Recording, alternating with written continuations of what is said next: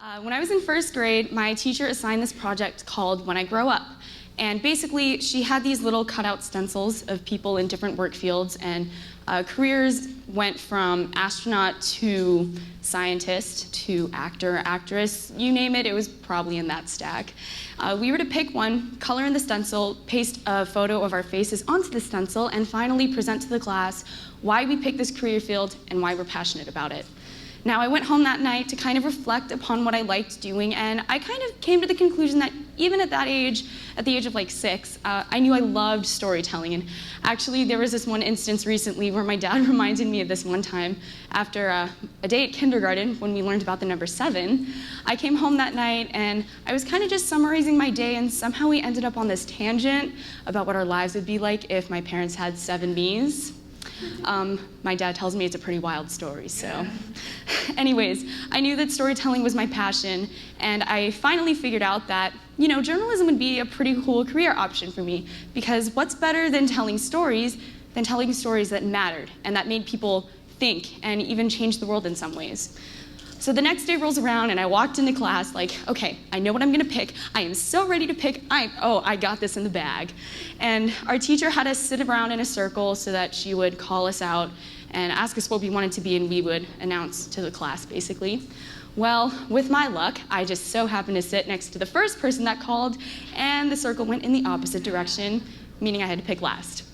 And I was like, it's okay, it's fine. Everything was fine until we got about halfway done and I realized something a little strange. Pretty much everybody that had gone so far was picking scientist, mathematician, paleontologist, and nobody was picking things like journalist or author or teacher for that matter. And keep in mind, most of my class was Asian. Now, it is psychologically proven that conformity brings us comfort, so you can imagine how petrified little first grade me was like, oh my gosh, I'm about to be the sore thumb sticking out in this class. I don't want to do that. So I felt this enormous amount of pressure to conform with everybody else in my class. And I know it's silly, but when my teacher finally called on my name and asked me, Alana, what do you want to be when you grow up? I told her that I wanted to be a scientist, which was a complete lie, total 180 from what I wanted to say. By the way, if my teacher is watching this, I'm really sorry about that. I know you told us not to lie, and I kind of lied, so I'm sorry.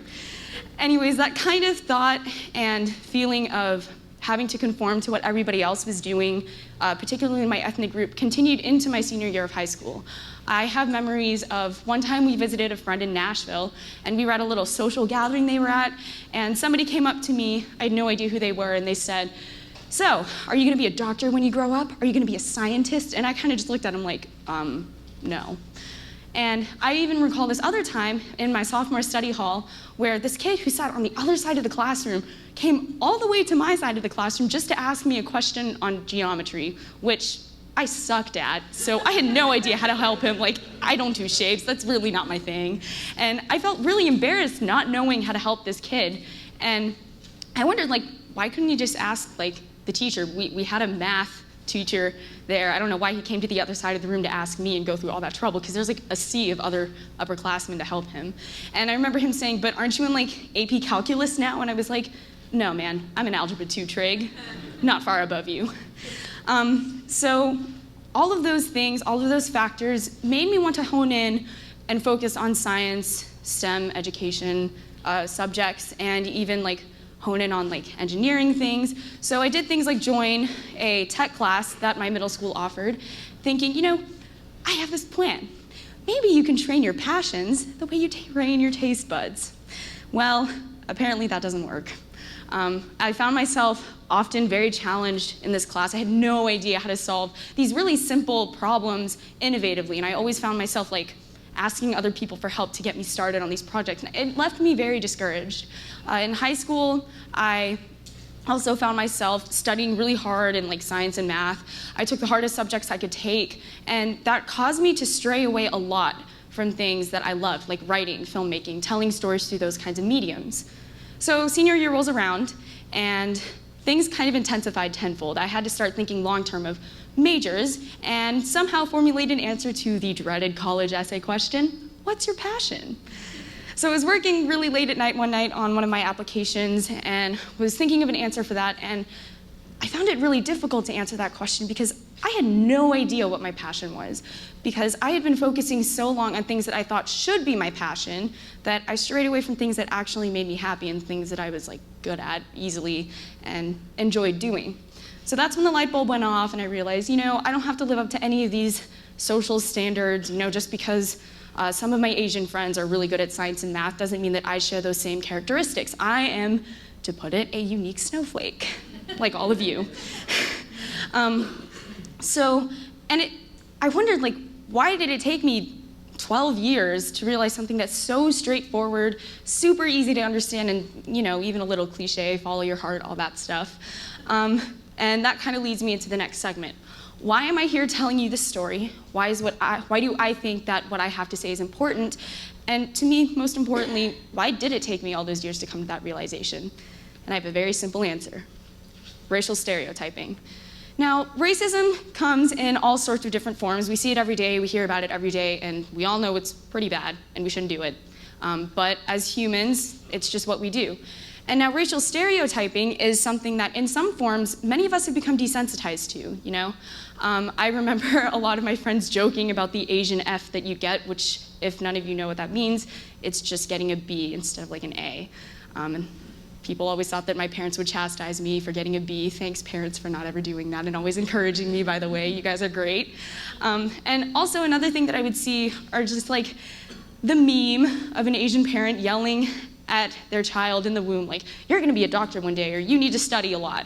And you see that stuff everywhere. It's on Twitter, it's on Reddit, you log in, you'll probably run over it somewhere. So it's little things like that that actually have a really big influence, because that causes us to generalize a whole group of people into one cluster, when that's not true at all. And yes, while Asians do make up a pretty large percentage of things like, science, medical fields, that does not mean that all of us Asians are going to go into the science and medical fields. Now, a little bit about generalization is that leads into racial stereotyping, which leads to all kinds of horrible things. Disadvantages, it causes discrimination, it's bad. A couple examples, you take Middle Easterners, for example. There's this really wide-held misconception that all Middle Easterners are a threat to our safety, when that's not true. And things like Islamophobia, xenophobia, that stuff causes a lot of harm, a lot of violence, danger, but we don't seem to see that as often. Another example that I actually learned in my econ class while watching Freakonomics is that a study showed that people with African-American sounding names were less likely to get a job if they were competing with somebody who was named John or Bob or something. So somebody tell me how that's remotely fair, because I remember sitting there in that class that's really stupid. What if they were more qualified than John? But people just make that assumption right off the bat. And we can't do that. We can't continue on this path of racially stereotyping people and making these instant assumptions. Now, if there's one thing I want everybody to take from this talk, it's this. Every single person in this room has a story. We all have something to say. We all have our own passions, and none of us have the same passions, no matter what kind of ethnic group we come from. Everybody's different. And you're never going to be able to see that by just looking at somebody from the outside. You're never going to be able to make any good assumption on somebody just based on how they look. I mean, we all know how that saying goes, right? I hope I don't have to say that. Okay, we all know how that goes. So dig deeper. Get to know people, not just their ethnicity. Thank you.